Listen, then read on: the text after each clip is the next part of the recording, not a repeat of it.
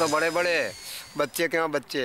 और जब तक हमारी समाधि हो जाएगा, समाधि में मालूम पड़ता है ना, जब तक हम वो चेंज नहीं होगा। मैं एक बार मिला था वो हरिद्वार में, वो मेरे को ढूंढने को आया था, जब मिला था। नहीं, वो साधु ही रहेगा।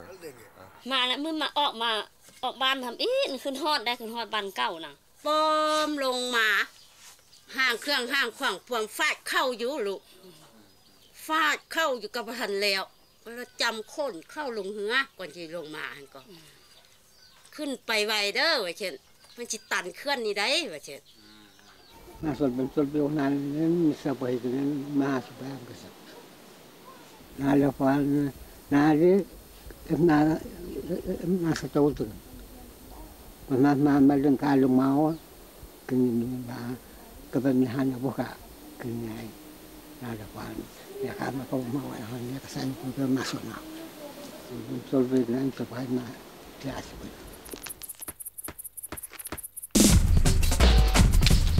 La verdad es que estuve encerrado durante un año en el mismo cuarto de 3 metros por 4, casi sin dormir, tumbado en la moqueta, comiendo bocadillos asquerosos, lambiándome y cambiándome de ropa cada 2 meses. Y bueno, todo eso para que exista un mundo salido de mi imaginación.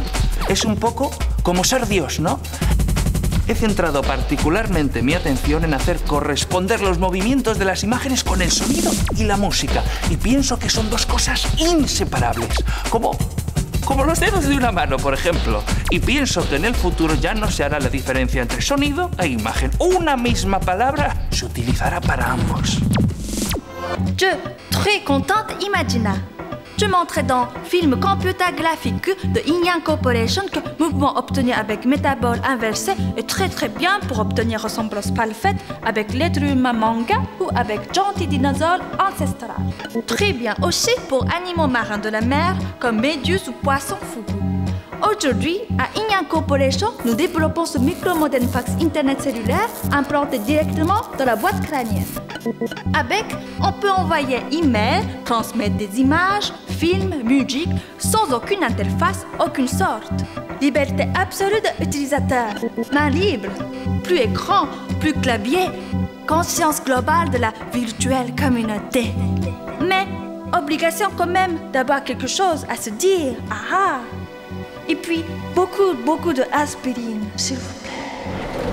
Grâce à la 3D, on peut faire bouger l'inanimé, vivre le mort, parler le cochon, danser le squelette, pleurer la mouche, péter l'oiseau.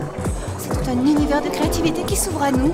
Alors j'ai développé un système de vie artificielle autorégénérant fonctionnant sur des données délivrées par le net, à intervalles réguliers, qui active des algorithmes basés sur le biotope des fourmis du type picota.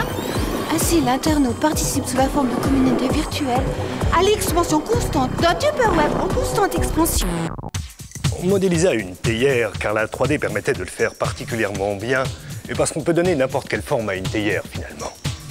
Les esprits retors persistèrent longtemps à critiquer l'aspect artificiel et peu réaliste des images de synthèse. Aussi, on modélisa avec succès des robots, des dinosaures et des extraterrestres. Comme ça, il n'y avait plus personne pour prétendre que ce n'était pas ressemblant. Pourtant, pendant de longues années encore, la représentation réaliste de l'homme posa beaucoup de problèmes. On dut se contenter de personnages avec des têtes de grands brûlés claudiquants ou de soi-disant bombes sexuelles aussi bandantes que des poupées gonflables et dotées de la grâce d'un décapsuleur.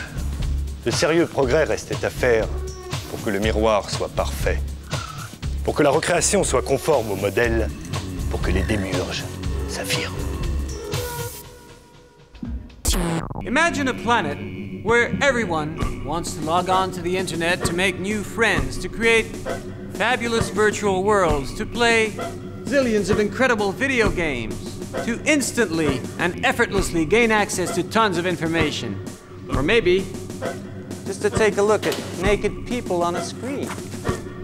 All this up to the point where they rely on the computer industry for all their culture, their knowledge, their economics.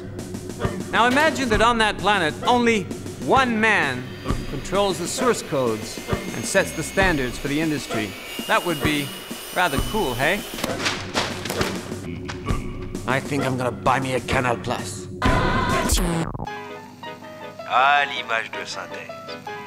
Fallait passer des heures à enregistrer des données, faire des line tests, recommencer, chasser le bug. On disait débugger à l'époque.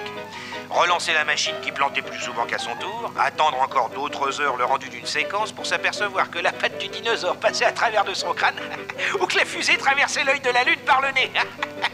Alors on refaisait tous les calculs sur le rythme de Sambrameuse et c'était reparti pour un tour.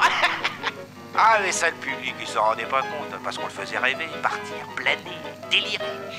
Plus on en mettait, plus je leur demandais. Bon, fallait pas qu'il y ait la moindre chose réelle à l'écran, hein, à part les acteurs. Et encore les acteurs, on a fini par s'en passer aussi finalement. Bah normal, me direz-vous. C'était plus eux qui faisaient venir le public, mais bien les bestioles, fantômes, robots et autres machins qu'on avait bien tort de confier aux ordinateurs comme des brutes. Alors les acteurs, hop, clonés. De belles économies pour les producteurs.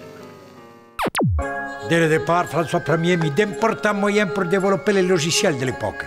L'invention de la perspective et l'étude des reflets, c'était le top de la technologie de pointe. C'est ça qu'il faut voir. N'empêche qu'au début, on en mettait partout. Hein. C'était le trucage à la mode. Les reflets de la perspective dans les reflets du reflet. L'anamorphose dans les miroirs convexes. Et puis ça y allait, des calculs en ray tracing, calculs de spécularité, de transparence, de turbidité et tout le tremblement. Hein. Et puis, avec la perspective, la moindre quasi ça prend des proportions de cathédrales. Et on pouvait distinguer dans la même image le plafond, les sols, l'inverse, les murs, tout ce qui s'est passé devant, ce qui s'est passé derrière, sur les côtés, partout. Et moi, pour concevoir mes machines volantes et mes chars d'assaut, ça m'a rendu bien des services, je dois dire. Toujours est-il que j'ai laissé tenir mes prints un peu partout, en espérant récolter quelques brevets. Faut dire qu'à l'époque, c'était pas trop compliqué. Hein? Mais après, avec l'Internet, c'était plus possible. Je me faisais tout piquer directement sur mon disque dur.